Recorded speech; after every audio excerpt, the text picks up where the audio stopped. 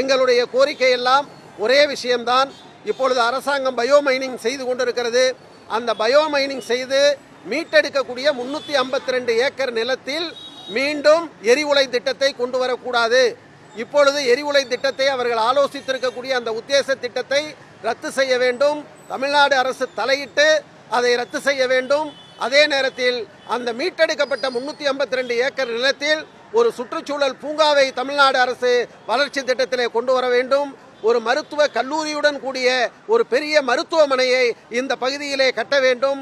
Indoor stadium உட்பட ஒரு பெரிய விளையாட்டு திடல் இங்கே வர வேண்டும். அவ்வளவு நிலம் இங்கே இருக்கிறது. ஒரு கல்லூரி இங்கே வர வேண்டும். இத்தனையும் செய்தால்தான் வடசென்னை மக்களின் ஆரோக்கியத்தை பாதுகாப்பதற்காக அரசாங்கம் நியாயபூர்வமாக நடக்கிறது என்று அந்த மக்கள் உணர்வார்கள்.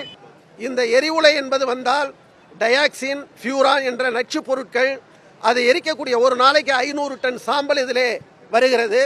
அந்த சாம்பலும் அதிலே வரக்கூடிய வாயுக்களும் இணைந்து மக்கள் சாப்பிடக்கூடிய உணவில், அவர்கள் சுவாசிக்கக்கூடிய மூச்சு காற்றில் இதிலெல்லாம் இந்த நச்சுத்தன்மையுள்ள வாயுக்கள் புகுந்து அவர்களுக்கு கேன்சர் உருவாகும், அவர்களுக்கு மூச்சு திணறல் உருவாகும், தோல் நோய்கள் உருவாகும், இதய நோய்கள் உருவாகும். மெர்க்குரி என்ற பாதரசம் என்று சொல்வார்கள், அந்த மெர்க்குரி என்ற தனிமம் இதிலே உருவாகிறது. அது உலகத்திலேயே ஐநா சபையால் 6 நஞ்சுகளில் 1 என்று பட்டியலிடப்பட்டிருக்கிறது. ஆபத்தான நஞ்சுகளில் 1 என்று பட்டியலிடப்பட்டிருக்கிறது. அந்த மெர்க்குரி என்பது இங்கே மக்கள் சுவாசித்தால் பக்கவாத நோய் அவர்களுக்கு வரும், நரம்பு மண்டலத்தை தாக்கக்கூடும். இவ்வளவு பெரிய பாதிப்புகள் இருக்கிறது. ஹைதராபாத்திலே நாங்கள் போய் பார்க்கின்ற பொழுது இதே கம்பெனி தான் அங்கே எரிவுலையை வைத்திருக்கிறார்கள். 18 ஏரிகள் அங்கே பால்பட்டு போயிருக்கிறது. மீன் வளம் அங்கே ஒன்றுமே இல்லாமல் ஆகிவிட்டது. ஹைதராபாத்தில் இருக்கக்கூடிய கார்மிகா நகரில் இருக்கக்கூடிய 1500 குடியிருப்புகளும் சுடுகாடாக மாறி இருக்கிறது. எனவே இந்த கொடுமைகளை எல்லாம் நாங்கள் நிரூபித்திருக்கிறோம். இவ்வளவு பாதிப்பு மக்களுக்கு வரும் என்பதால் தான் இதை நாங்கள் எதிர்க்கிறோம். வடசென்னை மக்களையும் கொஞ்சம் கவனிச்சு பாருங்க. தயவுக்குன்னு சொல்ற ஒரு வேண்டுகோளை வைக்கிறோம்.